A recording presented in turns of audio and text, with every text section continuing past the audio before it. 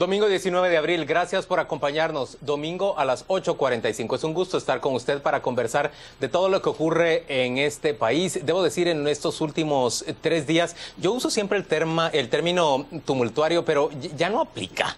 Ya en Guatemala esto parece francamente una tómbola en la que todos estamos metidos y cada vez sale una chibolita distinta con una crisis nueva que se habrá de cantar. Claudia Méndez Arriaza, bienvenida. Buenas Paolo noches. Hurtado, bienvenida. Buenas noches, Don señores. Quique Godoy, bienvenido también. Buenas noches. Mucho de qué discutir, mucho de qué hablar.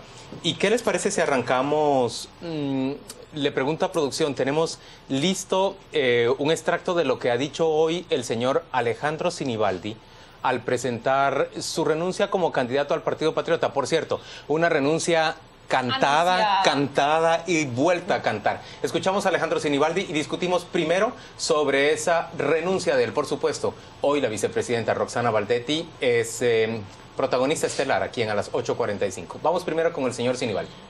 Mi salida se debe a varias razones. Una de ellas, que los principios e ideales que fundaron el Partido Patriota ya no existen. Hoy, con tristeza y frustración, lo que veo son intereses mezquinos, los cuales no comparto. Constante bloqueo, chantaje, sabotaje a mi candidatura por parte de Roxana Baldetti y sobre todo el rumbo equivocado que lleva el país me obligan a tomar esta determinación. Una decisión seria, ya que no estoy dispuesto a asumir los costos de los enormes desaciertos cometidos, de los cuales no soy responsable, los cuales minan la posibilidad de presentarle a los guatemaltecos una propuesta responsable y con credibilidad que le permita al país salir de la grave crisis en que se encuentra. Hablo de acontecimientos recientes, tales como el penoso escándalo del lago de Amatitlán, la grave crisis hospitalaria, las intervenciones en las aduanas, puertos y aeropuertos, intervenciones que como ministro siempre me opuse, ya que lejos de ser una acción para rescatar la institucionalidad y la transparencia, las han debilitado al extremo de ser feudos sin control. Esta es la primera ocasión en la cual Alejandro Sinibaldi se refiere frente a cámaras de televisión, frente a micrófonos, de manera concreta y expresa a su animosidad hacia Roxana Baldetti, hacia ese conflicto que ha existido entre ellos. Déjenme decirlo a mí, como periodista, como reportero, que tengo años de estar conversando tanto con el señor Sinibaldi como con la señora Baldetti. Esta es una animosidad que existe entre ellos desde los verdaderos inicios del Partido Patriota. Roxana Baldetti acuñó un término antes de que llegaran al gobierno, consideraba a Sinibaldi y a quienes le rodeaban los yuppies, en alusión a aquel término estadounidense que se refería a jóvenes profesionales urbanos, digamos, con ciertas ínfulas o con ciertos ánimos aspiracionales. Bien, pues esa animosidad ha terminado por estallar en este momento y el señor Sinibaldi anuncia lo que ya todos sabíamos que habría de ocurrir en este mismo espacio, domingo a las 8:45. Lo discutimos hace ¿cuánto? Sí, 3 semanas. 3 semanas. Pero yo lo que quiero decir es, tú dijiste, es una salida anunciada, pero cuán diferente es que la haga este día a que lo hubiera hecho el domingo hace 8. Prácticamente la imagen de él se ve completamente dañada y aún más dañada que en medio de la indignación que provoca las revelaciones del caso, que devela que las estructuras más altas de este país, del gobierno de este país, estaban o hay sugerencias de que están involucradas en un desfalco, en una evasión tributaria, a que él ahora venga y diga, no comparto esta corrupción que se realiza, el país lleva el rumbo equivocado. Yo creo que él debería admitir que nos mintió a los ciudadanos y a los medios de comunicación cuando a lo largo de una semana estuvo diciendo que eran falsos los rumores de que él se iba del Partido Patriota. Y hoy sale en conferencia de prensa diciendo que está harto de que lo saboteen, de que lo boicoteen adentro del partido. Primero, incluso chantaje. Primero nos mintió. Y ahí debería haber una admisión de él de que como candidato, como aspirante, como político, emitió mentiras.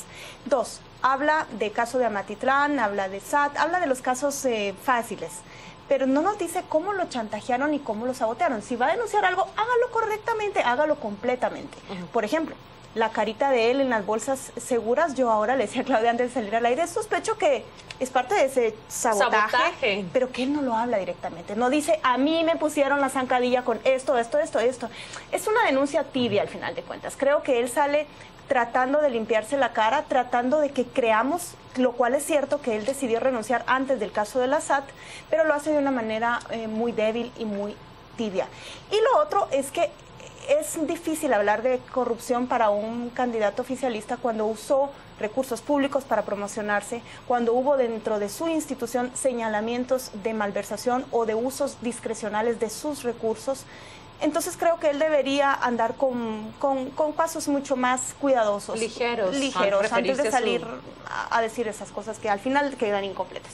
Yo estoy de acuerdo por una parte con lo que han dicho.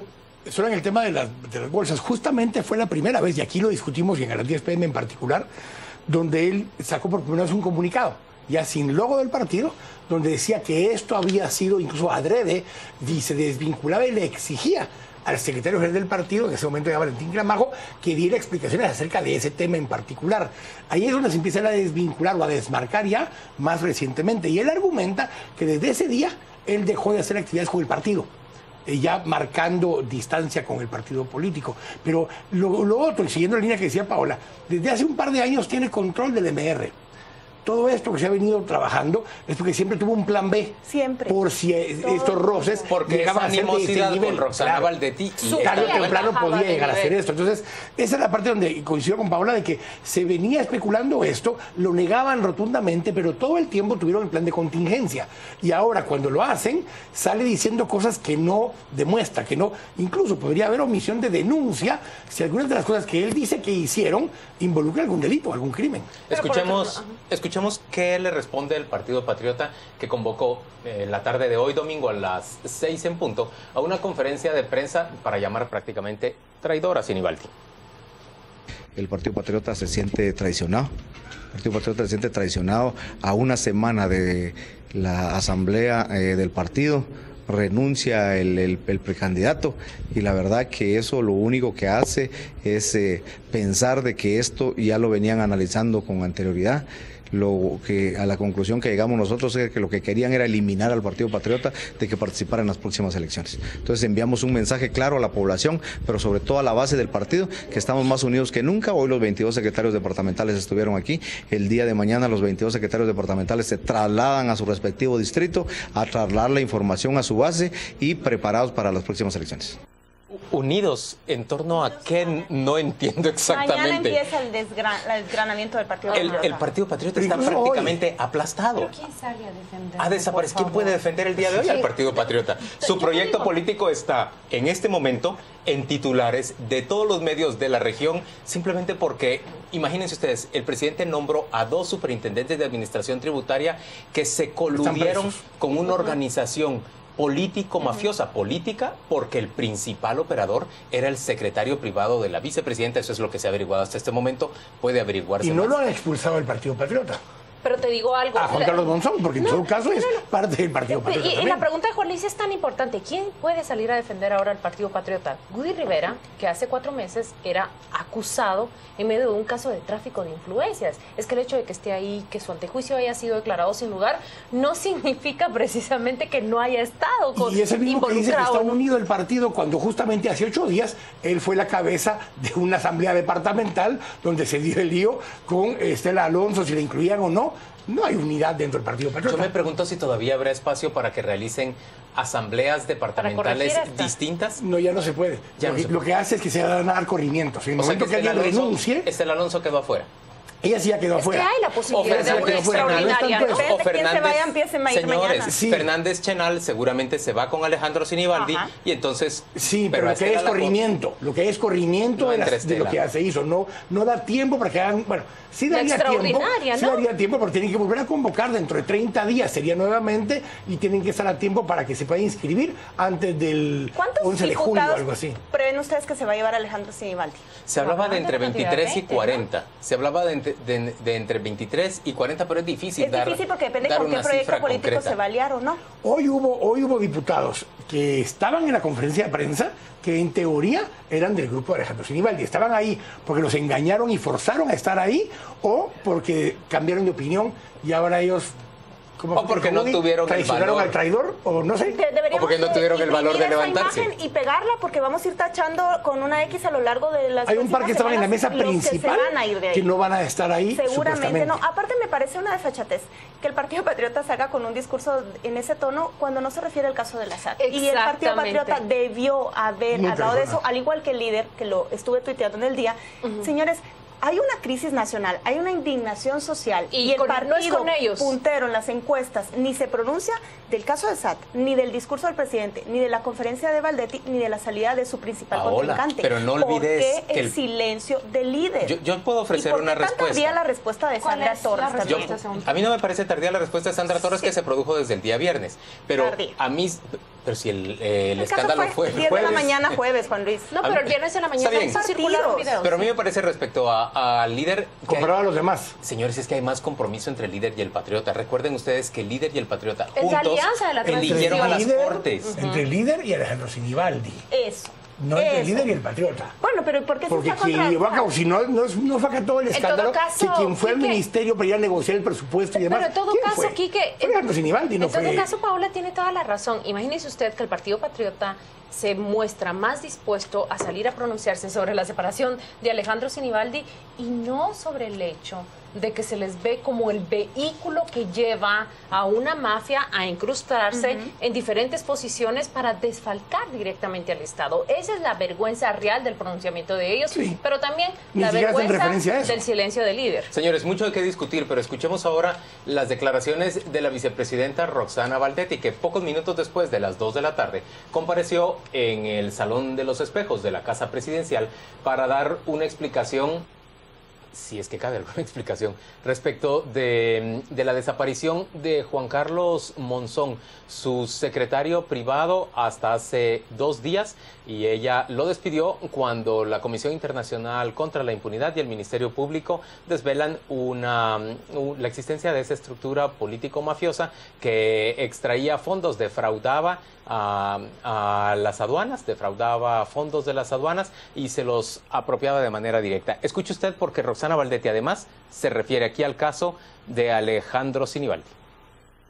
Y ahí, en la cena, es donde yo me entero lo que está pasando, alrededor de las 10, 11 de la noche.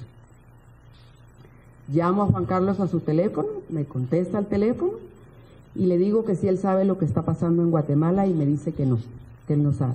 Entonces le digo que yo se lo voy a decir. Y le digo, primero, estás destituido como secretario privado de la vicepresidencia. Segundo, te exijo que regreses lo antes posible a ponerte a disposición de los tribunales de Guatemala. Y tercero, espero que no sea más de 24 horas o 48 horas lo que te lleve estar allá para dar la cara por tu familia, pero también por la confianza que te di por todos estos años. De verdad, mis diferencias con Alejandro siempre existieron, como él mismo dijo, desde siempre. Inclusive para que él fuera nuestro candidato, hubo mucha agua bajo el río que pasar para tomar la decisión que yo misma acepté en mi casa. Él llegó a mi casa y le ofrecí mi apoyo incondicional, porque lo que yo no quería es que le pasara a la historia de todos los partidos, que nacen, crecen, gobiernan y se desarman. Y eso fue lo que hice. Lo que yo no sabía es que en su corazón, no sé quién, alguien había envenenado tanto su corazón contra Roxana, que no aceptaba y tenía la cabeza diferente a lo que yo pensaba en poder trabajar con el partido y para el partido. Bueno, yo creo primero, la decisión no es mía, es del señor presidente, que está esperando precisamente que la comisión que está estudiando el seguimiento de la CICIG continúe o no y le dé su dictamen. Eso es lo primero, esa no es una decisión mía.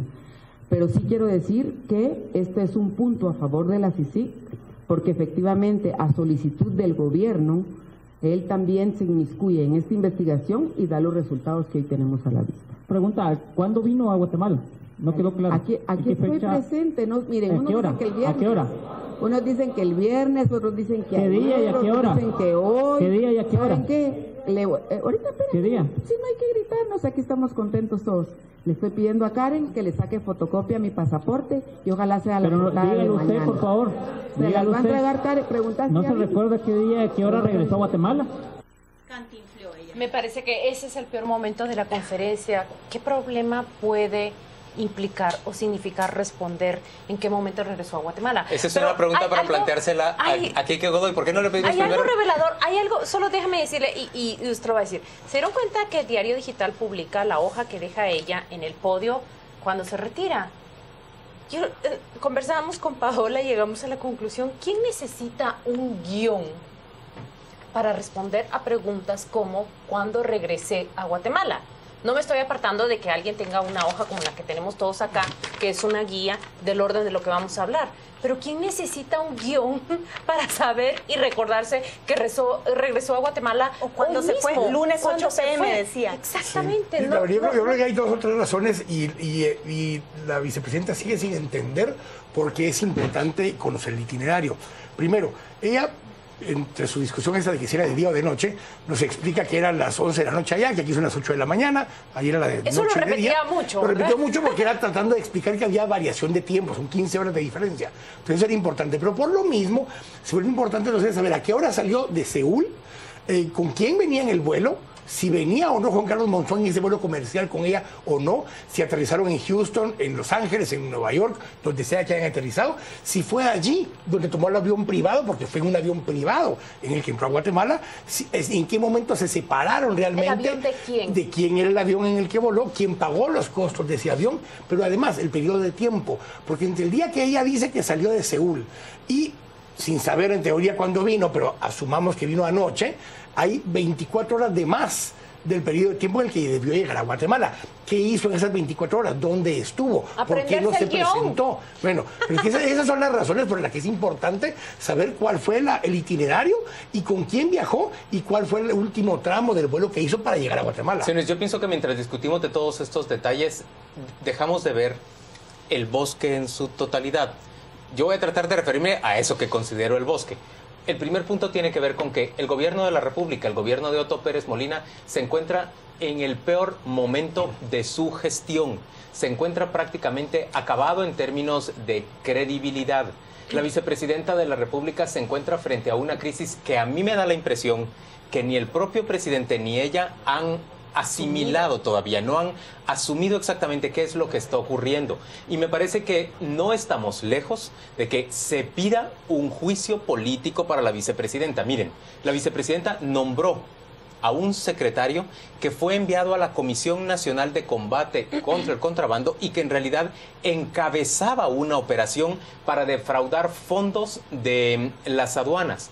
Hoy la vicepresidenta presentó durante esa conferencia de prensa un video en el cual ella, dentro de ese CONACOM, esa Comisión contra el Contrabando, hizo un llamado para realizar investigaciones de contrabando fronterizo. Pero son temas distintos. En realidad sacó, según dicen los empresarios a los que ella aludió, sacó de contexto esa declaración suya y jamás se refirió al desarrollo de una investigación por parte de la CICIG, como han estado tratando de persuadirnos el presidente y la propia vicepresidenta a los ciudadanos de que fueron ellos los que instaron a la CICIG a que realizara esta investigación. Eso no es real, eso no es cierto. Y tratan de vendernos esa idea para tratar de minimizar las condiciones. Claro, o como para presentar una actitud en la cual ellos estaban dispuestos y fueron quienes solicitaron el inicio de estas investigaciones. Pero no era esa pareja, me refiero a Otto Pérez Molina y a Roxana Valdetti, quienes hace un año dijeron que CICIG no debía empezar una investigación más, que simplemente debía venir a cerrar la tienda. No era esta la pareja que decía que la CICIG debía marcharse en septiembre ya y que no era una comisión articulada para investigar presidentes. ¿Recuerdan ustedes que el lunes, de la nada, sale una conferencia, una entrevista en Radio Sonora en la cual ellos dan ese tipo de declaraciones? Yo quiero referirme rápidamente al bosque. Uno, yo también. Ella, el 8 de abril, tuitea que están en una lucha contra el contrabando. 8 de abril. 8 de abril. Lo uno, las declaraciones de Claudia Méndez Asensio a Contrapoder y a otro medio, cuando ella dice que estaba totalmente al margen de conocimiento de esta investigación y que ella precisamente ha combatido el contrabando aduanero. Ella es la intendente de aduanas. Tendría que haber estado y que enterada. antes presidió el CONACON, antes de llegar a ese puesto. Yo creo que desde el gobierno se orquestó como un contrabando, una lucha contrabando paralela al contrabando que ellos lideraban.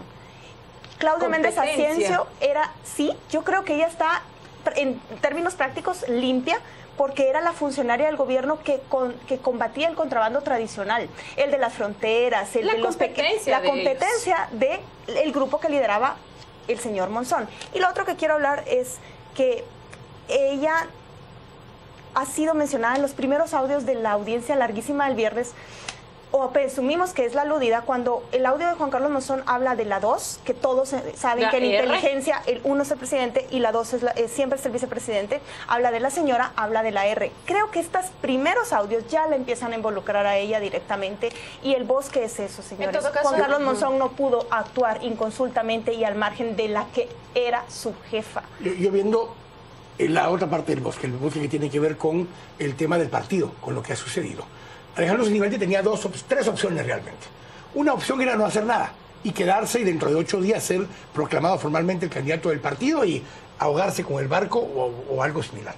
La segunda opción que tenía era incluso salir y pararse frente al presidente y exigirle que le pidiera la renuncia a la vicepresidenta como candidato del partido y como secretario adjunto del partido, y exigir que ayudara a depurar el partido desde el partido.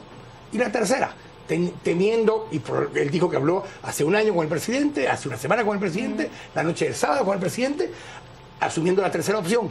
Si no tuvo el respaldo del presidente para poder hacer un llamado así, la opción que le quedaba era la otra salida, que también requiere algún nivel de valentía, pararse frente a la vicepresidenta del país, de su propio partido, y decirle: culpa suya, me voy, y porque usted ha sido corrupta, y porque tal cosa. Entonces tenía tres opciones.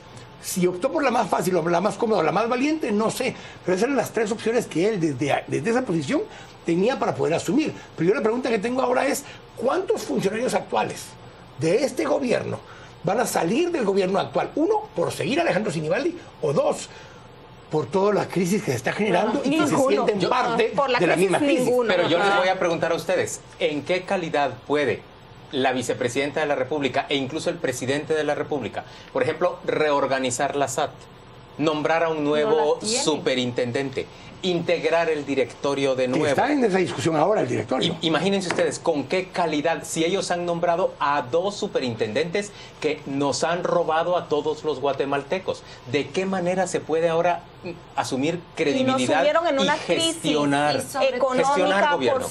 Miren, vamos a ir en ese momento a la pausa comercial. Vamos a volver para hacer un análisis con un experto en términos de imagen de esa conferencia de prensa y de la coherencia de las declaraciones de la vicepresidenta con sus propios gestos, con sus propios rasgos, su lenguaje corporal. Y vamos a utilizar un hashtag que es conferencia vicepresidenta. Por favor, utilícelo. Conferencia Valdetti. Conferencia Valdetti, perdón, me corrijo. Conferencia Valdetti. Utilicen ese hashtag en Twitter y emitan pues todos sus comentarios respecto de esto que habremos de presentarles justamente al volver de la pausa.